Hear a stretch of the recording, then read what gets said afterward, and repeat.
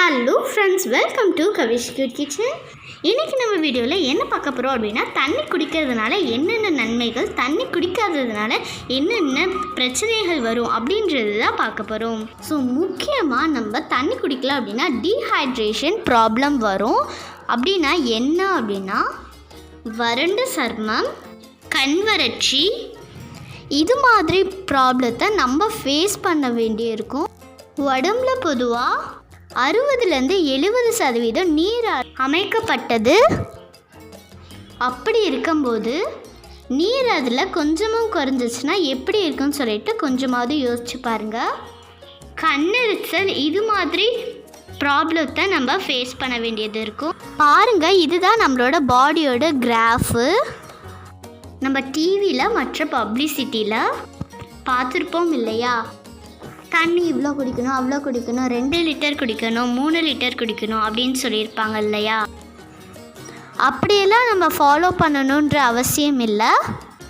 குழந்தைங்கள்லாம் நம்ம கம்பல் பண்ணி குடிக்க வைக்கலாம், அதெல்லாம் தப்பு இல்லை.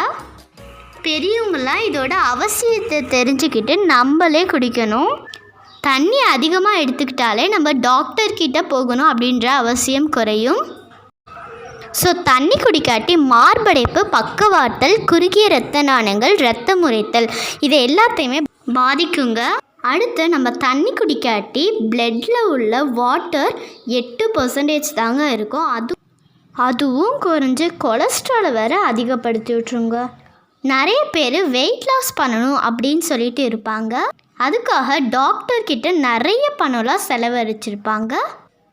பட் இந்த வாட்டர் ட்ரீட்மெண்ட் ரொம்பவே சிம்பிளான ட்ரீட்மெண்ட். சாப்பிட்றதுக்கு முன்னாடி ஒரு 15 நிமிஷத்துக்கு முன்னாடி நீங்கள் தண்ணி குடிக்கலாம், 2 கிளாஸ். ஸோ இது மாதிரி நீங்கள் 3 நேரம் பண்ணாலே உங்களுக்கு வெயிட் லாஸ் கண்ட்ரோலுக்கு வந்துடும். அதிகப்படியான வெயிட் இருக்கவங்க வெயிட் லாஸ் பண்ணணும் அப்படின்னு நினச்சா ஹாட் வாட்டர் எடுத்துக்கலாம். அப்போது இன்னும் சீக்கிரம் வெயிட் லாஸ் ஆயிரும். வெயிட் கெயின் பண்ணணும் அப்படின்னு நினைக்கிறவங்க சாப்பிட்டதுக்கப்புறமா நிறைய தண்ணி குடிங்க.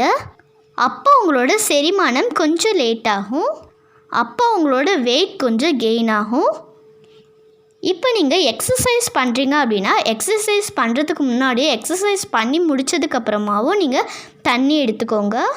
அப்புறம் நீங்கள் குளிக்கிறதுக்கு முன்னாடியே, குளித்ததுக்கப்புறமாவும் தண்ணி எடுத்துக்கோங்க.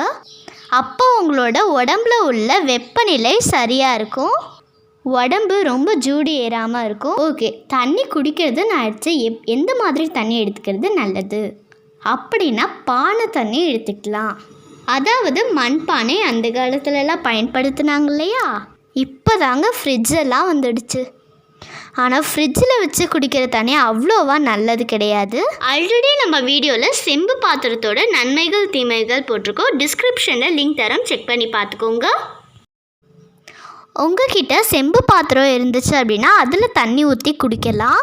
உங்களுக்கு செம்பு பாத்திரத்தை உங்களுக்கு பராமரிக்க சிரமமாக இருந்துச்சுன்னா நீங்கள் அதை யூஸ் பண்ணவே வேண்டாம். மண் பாத்திரத்தை நீங்கள் பராமரிக்கிறதுனால ஒன்றும் பிரச்சனை இல்லை. ஆனால் செம்பு பாத்திரத்தை நீங்கள் கண்டிப்பாக பராமரித்து தான் ஆகணும், இல்லைன்னா அது ஒரு பாய்சனாக மாறிடும். அது மட்டும் இல்லைங்க, தூங்க போகிறப்ப தண்ணி எடுக்கிறது ரொம்பவே நல்லதுங்க. விடிய காலத்துலேயே நீங்கள் எந்திரிச்சோடே தண்ணி குடிங்க, அதுவுமே ரொம்ப நல்லது. இப்படி தூங்க போகிறப்ப தண்ணி குடிக்கிறதுனால மாரடைப்புலேருந்து நம்ம காப்பாற்றிக்கலாம். இப்போ தாங்க சீக்கிரமாக எல்லாத்துக்கும் ஹார்ட் அட்டாக்லாம் வருது, அதெல்லாம் தடுக்கலாம். அது மட்டும் இல்லாமல் நம்மளோட உடம்புல உள்ள டாக்ஸின்ஸ் எல்லாமே ரிலீஃப் ஆகி கழிவுகள் மூலமாக வெளியே வந்துடும். நம்மளோட உடம்புல உள்ள ரத்தத்தை சுத்திகரிக்க உதவுவது இந்த தண்ணீர் தான். அது மட்டும் இல்லாமல் குழந்தைங்களே நம்ம கட்டாயப்படுத்தி தண்ணி குடிக்க வச்சு சொன்னால் அவங்க கேட்க மாட்டாங்க. ஏன் பெரியவங்களே தண்ணி குடிக்கிறதுக்கு யோசிக்கிறாங்க. ஃப்ரிட்ஜு தண்ணினா உடனே குடிக்கிறாங்கங்க. ஆனால் நார்மல் வாட்டரை அவாய்ட் பண்ணுறாங்க. நம்ம தண்ணி குடிக்கிறதுனால வேர்வையில் உள்ள கழிவுகள் எல்லாமே வெளியே போயிடுங்க. நம்ம தண்ணி குடிக்காததுனால நம்மளோட வேர்வையோட கழிவுகள் எல்லாமே நம்மளோட உடம்புக்குள்ளே சேர்ந்து பிம்பிள்ஸ்லாம் வர ஆரம்பிச்சிருங்க. நாங்கள் சின்ன பிள்ளையாக இருக்கும்போது எங்கள் அம்மா எங்களுக்கு எப்படி தண்ணி நிறையா குடிக்க வைக்கிறதுக்கு ஒரு டெக்னிக் யூஸ் பண்ணாங்க. அது என்னன்னு சொல்கிறேன். அது வேறு ஒன்றும் இல்லைங்க, நம்ம எல்லாத்துக்குமே தெரிஞ்சிருக்கும்ல, ஹால்ஸ் மிட்டாயை சாப்பிட்டு தண்ணி குடித்தா ஜில்லுன்னு இருக்கும்ல, அந்த டெக்னிக் தாங்க. ஆனால் நாங்கள் சின்ன பிள்ளையாக இருக்கும் போது அதிகமாக மிட்டாய் கொடுக்கக்கூடாது இல்லையா, அதனால் ஹால்ஸ் மிட்டாயை குட்டி குட்டியாக ஒரு டப்பாவில் உடச்சி வச்சு ஒரு ஹால்ஸ் மிட்டாயை குட்டியாக உடச்சி வச்சுருந்தாங்கல்ல, அதை குட்டி குட்டியாக ஒவ்வொன்றா கொடுத்து தண்ணி குடிப்பாங்க. ஒரு நாளைக்கு ஒரு மிட்டாய் தான், அதையே ரொம்ப குட்டியாக நல்லா உடச்சி வச்சுட்டு 6-7 தடவை கொடுத்து தண்ணி கொடுப்பாங்க. ரொம்ப குட்டி குழந்தையாக இருந்தாங்கன்னா, சப்பி சாப்பிட தெரியாது அப்படின்னா கொடுக்காதீங்க, அப்புறம் தொண்டையில் குத்திடும்.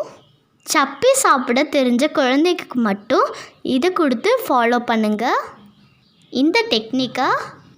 இதை பெரியவங்க கூட ஃபாலோ பண்ணலாம், தண்ணி குடிக்கிறதுக்கு பிடிக்காதவங்க கூட. ஓகே ஃப்ரெண்ட்ஸ், இந்த வீடியோ பார்த்தவங்க எல்லாரும் இதுக்கப்புறமாவது தண்ணி நிறையா குடிப்பீங்க அப்படின்னு நம்புகிறேன். வீடியோ ஸ்டார்டிங்கில் கண்டிப்பாக எல்லோரும் என்னை திட்டிருப்பீங்க, தண்ணி குடிக்கிறதுக்கெலாம் ஏதாவது ஒரு வீடியோவான்னு. பட் இப்போ உங்களுக்கு நல்லா தெரிஞ்சிருக்கும், தண்ணி தாங்க எல்லா விஷயத்துக்கும் ஒரு சின்ன மெடிஷன். தண்ணி குடிக்கிறதுனால எவ்வளோ பெனிஃபிட்ஸ்ன்னு சொல்லிட்டு எல்லோரும் தெரிஞ்சுக்கிட்டீங்க. இந்த வீடியோ பிடிச்சிருந்துச்சுன்னா லைக் பண்ணுங்கள், உங்கள் ஃப்ரெண்ட்ஸ் அண்ட் ஃபேமிலிக்கு யூஸ்ஃபுல்லாக இருக்கும் அப்படி நீங்கள் நினச்சிங்கன்னா ஷேர் பண்ணுங்கள். மறக்காமல் நம்ம சேனல் கவிஷ் கிட் கிச்சனுக்கு சப்ஸ்கிரைப் பண்ணுங்கள், கூடவே வர பெல் பட்டனை ப்ரெஸ் பண்ணுங்கள். வேறு ஏதாவது டவுட் இருந்துச்சுன்னா கீழே கமெண்ட்டில் கேளுங்க. தேங்க்யூ வெரி மச் ஃபார் வாட்சிங் திஸ் வீடியோஸ். பாய். தேங்க்யூ.